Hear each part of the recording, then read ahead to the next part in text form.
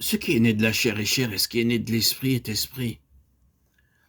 La vie de l'esprit telle que nous la recevons à la nouvelle naissance est la plus grande réalité dont un enfant de Dieu est à tenir compte dans sa vie pratique.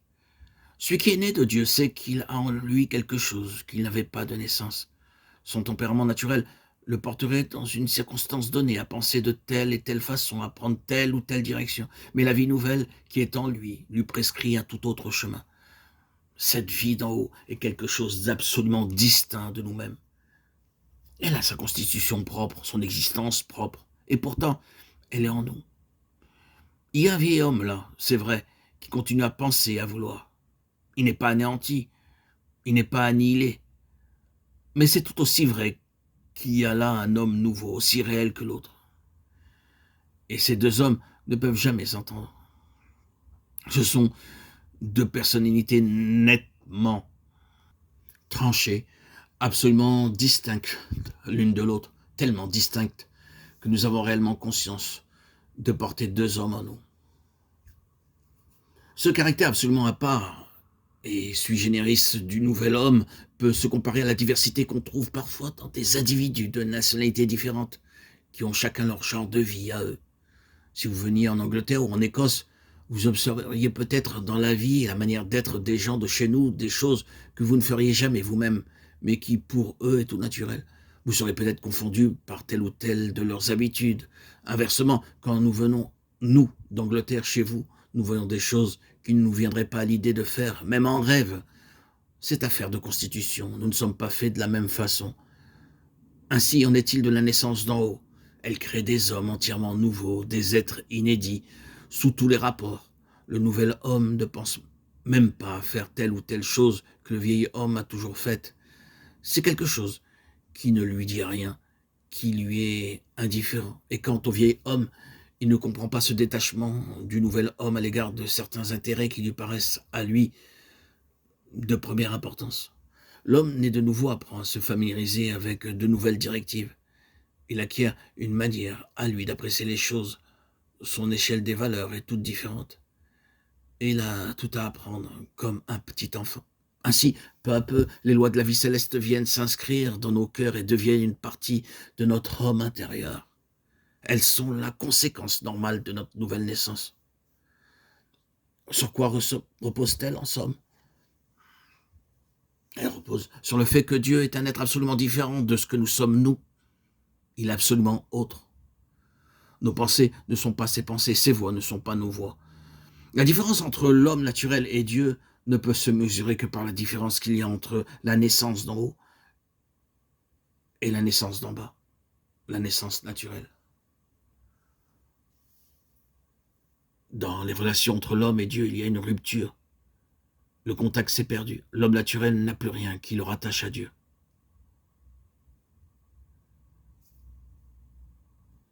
Il faut donc de toute évidence naître de nouveau si on veut pouvoir vivre dans les choses célestes et dans les lieux célestes et renouer contact, communion avec Dieu. Si quelqu'un a saisi la grande vérité du royaume de Dieu sans que la loi de la nouvelle naissance ait exercé en lui ses effets, il se trouve alors dans le mensonge, dans une situation fausse. Nous devons pouvoir vivre dans le royaume de Dieu et nous y mouvoir comme dans un élément qui est fait tout exprès pour notre nature. Et c'est pour cela, frères et sœurs en Christ, bien-aimés, chers amis, qu'il est indispensable de naître de nouveau. Nous devons avoir en nous cet équipement céleste qui nous permettra de supporter l'atmosphère céleste. C'est ce qui m'est arrivé le 26 septembre 2019, lorsque, par immersion à mon baptême, j'en suis ressorti tout nouveau. J'ai pu comprendre ce qu'est accéder au royaume, toucher du doigt cette personne qu'est l'Esprit Saint. Et ça, cela m'était impossible. Pendant 34 ans de ma vie qui est vécue de ma bipolarité, d'hospitalisation, de médicaments, je ne pouvais pas saisir ce qu'était l'Esprit Saint, ce qu'était accéder au royaume, connaître et vivre la présence de Christ dans ma vie, sans avoir touché du doigt, été sauvé par le baptême du salut.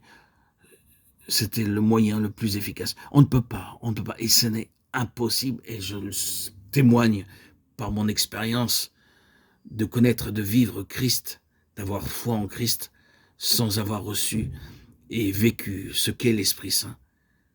J'étais dans l'ignorance pendant plus de 34 ans, depuis ma préadolescence.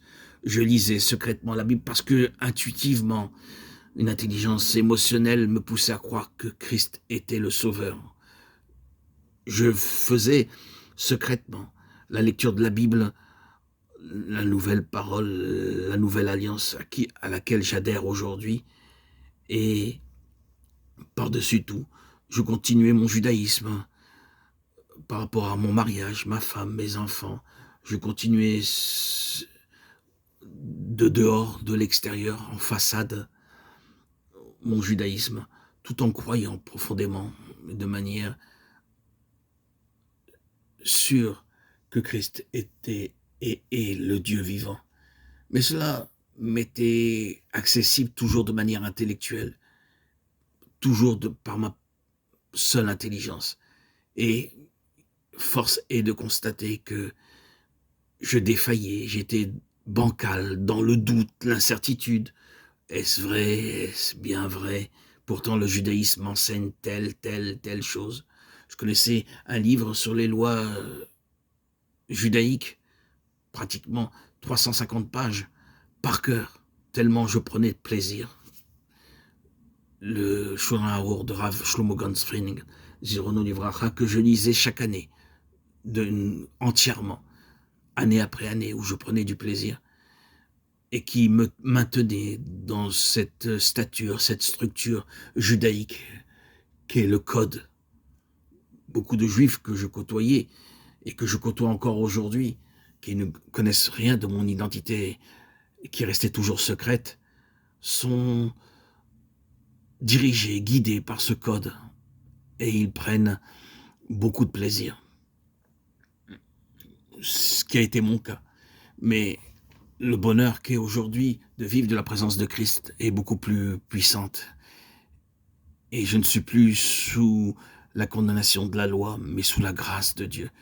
Aujourd'hui, presque 6 ans après mon baptême, ces lectures judaïques n'ont plus raison d'être. Je n'y prends d'ailleurs plus de plaisir particulier. Mon cœur est dirigé vers Christ, sa présence vivifiante en moi, par la nouvelle naissance que j'ai reçue, m'anime et dirige toujours mon cœur vers la prière. La solitude, beaucoup de moments d'isolement intentionnel, des endroits particuliers dans cette ville où je vis encore, cette ville de naissance, des endroits particuliers que j'ai choisis pour pouvoir prier Dieu. Cette ville est immense, immense. Il y a tellement de choses à voir dans cette ville. J'ai pris tellement de plaisir. Souvent, j'allais me déplacer ailleurs, et c'était une erreur. Dans cette seule ville où je vis encore aujourd'hui, il y a des endroits particuliers où on peut parler à Dieu, et c'est ce que je vous invite à trouver dans votre ville ou l'endroit où vous vous trouvez. Parlez à Dieu dans des endroits où les hommes, les gens, la circulation est réduite, où vous vous trouvez réellement en présence d'un vide. Et dans ce vide, la place se fait où Dieu s'offre à vous. C'est magique. Je fais ça maintenant depuis plus de 7 mois. Et c'est merveilleux. Merveilleux. Je vous invite d'ailleurs à trouver un endroit pour prier Dieu. Hors des sentiers battus. Hors de ce monde trépidant où il y a trop de mouvements. Trouvez un endroit et un moment particulier pour parler à Dieu. Vous y trouverez une grande fécondité. J'en témoigne.